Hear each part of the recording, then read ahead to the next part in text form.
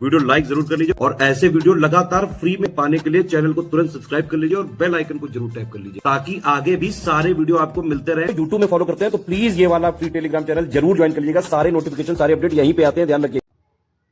नमस्कार दोस्तों, exam preparation में मैं प्रियंका एक बार फिर से आप सभी का बहुत बहुत स्वागत करती हूँ। यूपी पीसीएस या फिर आरओ री एग्जाम जो आपके अपकमिंग एग्जाम हैं, इनके लिए हम लोग टॉप 1000 क्वेश्चन की सीरीज देख रहे हैं और सब्जेक्ट वाइज इन्हें सॉल्व कर रहे हैं। तो हिस्ट्री का सेकंड पार्ट हम लोग सॉल्व कर रहे हैं। डेली कुछ क्वेश्चन डिस्कस करते हैं। ये चाहे आप किसी भी कम्पिटिटिव एग्जाम की प्रिपरेशन कर रहे हैं, सबके लिए महत्वपूर्ण है। अदर सब्जेक्ट ऑलरेडी मैंने कंप्लीट कराए हुए हैं, आप उन्हें भी देख सकते हैं।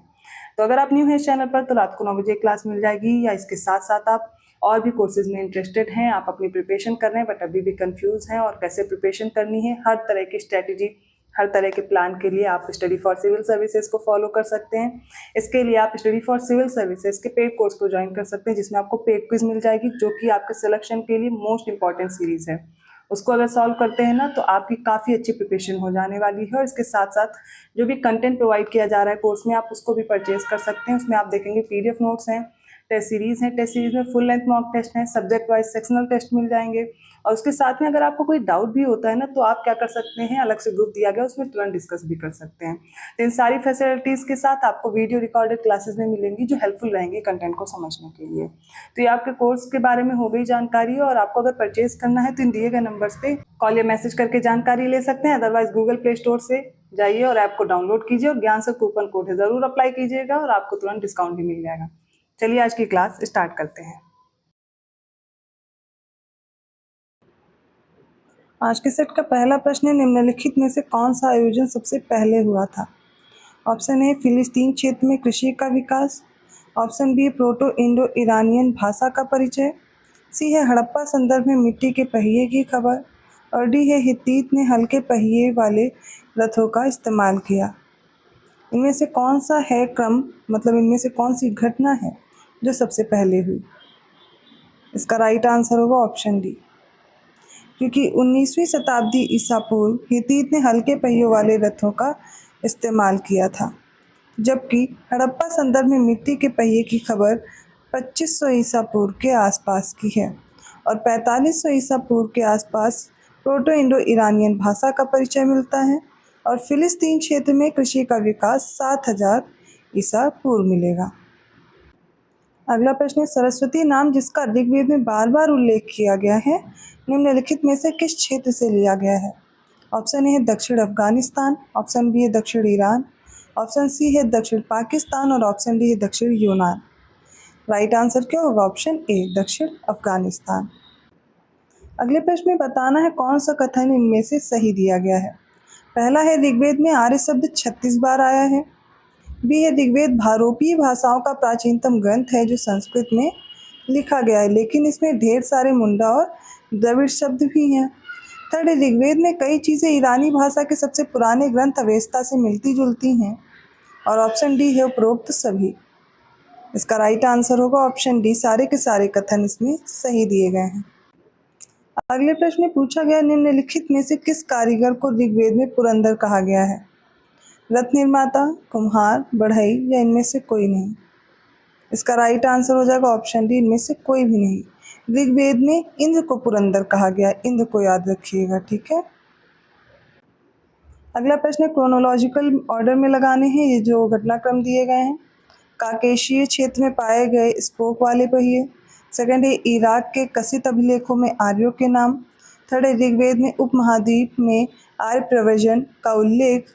और फोर्थ ग्रीस के मायसिनियन अभिलेख में भारोपीय भाषा। इसका राइट आंसर देखिए, सबसे पहले क्या होगा, काकेसी क्षेत्र में पाए गए स्पोक वाले पहियों का जो समय है वो 2300 ईसा पूर्व है। फिर इराक के कसित अभिलेखों में आर्यों के नाम, ये आपको देखने को मिलेगा 1600 ईसा पूर्व, ठीक है। ऋग्वेद में उपमहाद्वीप में आर्य प्रव्रजन का जो उल्लेख है वो 1500 ईसा पूर्व का है। और ग्रीस के मायसिनियन अभिलेख में भारोपीय भाषा का जो विवरण है वो 1400 ईसा पूर्व का है। राइट आंसर क्या होगा? Option C 1, 2, 3, 4। अगला प्रश्न है, निम्नलिखित में से कौन सा विकल्प गलत है? पहला है वराहमिहिर की पंच सिद्धांतिका यूनानी ज्योतिर्विद्या पर आधारित है। सेकंड है बुंदेलखंड का प्राचीन नाम जेजकभुक्ति था। थर्ड है महान जैन विद्वान हेमचंद्र कुमार पाल की सभा को अलंकृत करते थे। इसमें से राइट आंसर क्या होगा? Option D. कोई भी विकल्प इसमें गलत नहीं है, सारे सही हैं। 352 क्वेश्चन है, निम्नलिखित में से कौन सा विकल्प गलत है? पहला, पांड्य राजवंश प्राचीन भारत का एक राजवंश था। सेकंड है, चीनी यात्री मतवाली ने चालुक्यों के शासनकाल के दौरान चीन और भारत के बीच संबंधों का विवरण दिया है। थर्ड है, लक्ष्मण संवत का प्रारंभ सेन वंश द्वारा किया गया था। इनमें से कौन से विकल्प गलत है? राइट आंसर ऑप्शन डी, कोई भी कथन गलत नहीं है। 353 क्वेश्चन है, निम्नलिखित में से कौन सा विकल्प गलत दिया गया है? पहला कथन है, दक्षिण भारत का प्रसिद्ध तक्कोलम का युद्ध चोल और राष्ट्रकूटों के मध्य हुआ था। सेकंड है, राष्ट्रकूट शासक परांतक प्रथम ने 949 ईस्वी में तक्कोलम के युद्ध में कृष्ण तृतीय को बुरी तरह पराजित किया था। इनमें से कौन सा विकल्प सही दिया गया है? इसका राइट आंसर ऑप्शन बी, केवल दूसरा कथन गलत है। क्यों गलत है वो भी देख लीजिए। तो राष्ट्रकूट शासक जो है यहाँ पर परांतक प्रथम नहीं, कृष्ण तृतीय है। इन्होंने 949 ईस्वी में तक्कोलम के युद्ध में परांतक प्रथम को बुरी तरह पराजित किया था, तो ये ऐसे होगा। अगले प्रश्न में बताना है, निम्नलिखित में से कौन सा विकल्प सही है? पहला, वेंगी नदी को चोल राजवंश को की जीवन रेखा माना जाता था। सेकंड है, भगवान शिव का दक्षिणामूर्ति स्वरूप उन्हें एक नर्तक के रूप में प्रदर्शित करता है। थर्ड है, तमिल ग्रंथों में कुरल को लघु वेद के नाम से जाना जाता है, उसका लघु वेद नाम दिया गया है। इसका राइट आंसर ऑप्शन सी, केवल थर्ड स्टेटमेंट करेक्ट है। देखिए, वेंगी नदी को पांड्य राजवंश की जीवन रेखा माना जाता था और भगवान शिव की जो दक्षिणामूर्ति स्वरूप है उन्हें एक शिक्षक के रूप में प्रदर्शित करता है।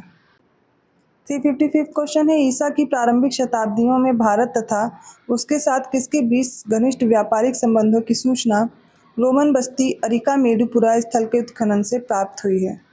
रोम, ईरान, ग्रीस या इनमें से कोई नहीं। इसका राइट आंसर ऑप्शन ए, रोम से।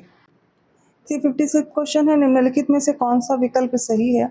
पहला, संस्कृत के कवि और नाटककार कालिदास का उल्लेख पुलकेशिन द्वितीय के ऐहोल अभिलेख में हुआ है। सेकंड है, पल्लव राजवंश के प्रशासन में महिलाओं को उच्च पद दिए जाते थे।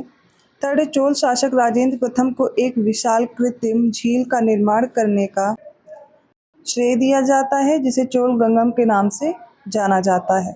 इसका राइट आंसर होगा ऑप्शन डी, तीनों कथन सही हैं।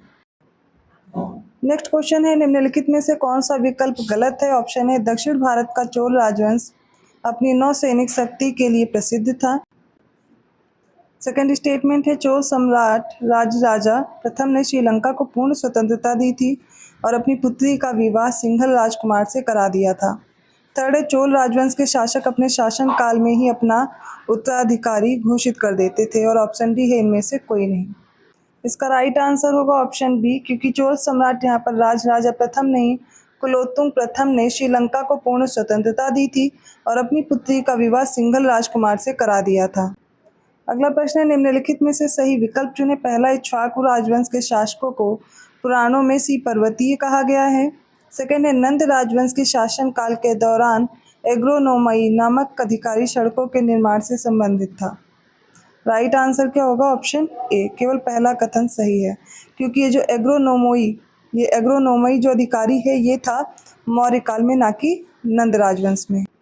359 क्वेश्चन है, बताना है किन शासकों ने अपनी विजयों का ऐतिहासिक विवरण देते हुए मंदिरों की दीवारों पर शिलालेखों को उकेरने की प्रथा शुरू की थी? ऑप्शन ए है पल्लव, ऑप्शन बी है चोल, ऑप्शन सी है राष्ट्रकूट और ऑप्शन डी है पाल। इसका राइट आंसर होगा ऑप्शन बी, चोल शासकों ने।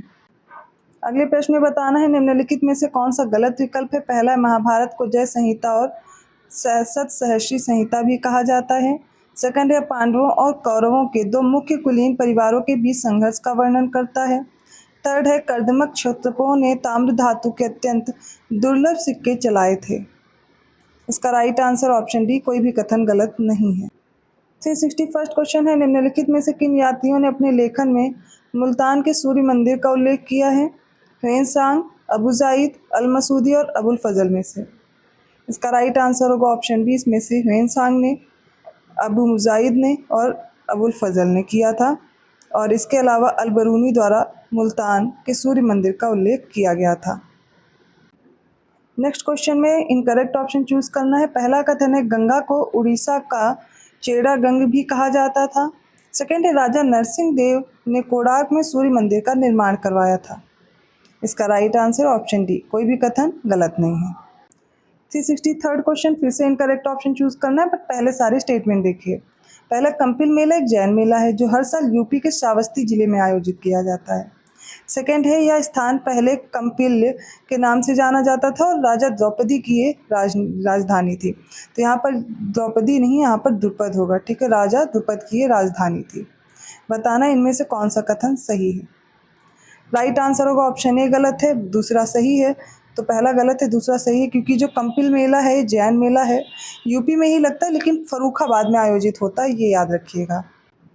364 क्वेश्चन है, इनकरेक्ट ऑप्शन चूज करना है। पहला कथन है, ऑप्शन ए है, किस्सा राधा कन्हैया को बहादुर शाह जफर के द्वारा 1843 ईस्वी में लिखा गया था। सेकंड है, सातवाहन काल में प्राकृत भाषा का प्रयोग राजभाषा के रूप में किया जाता था। सी है, सिमुक ने सातवाहन राजवंश की स्थापना की थी। डी, सातवाहन राजवंश का अंतिम शासक विजय शातकर्णी था।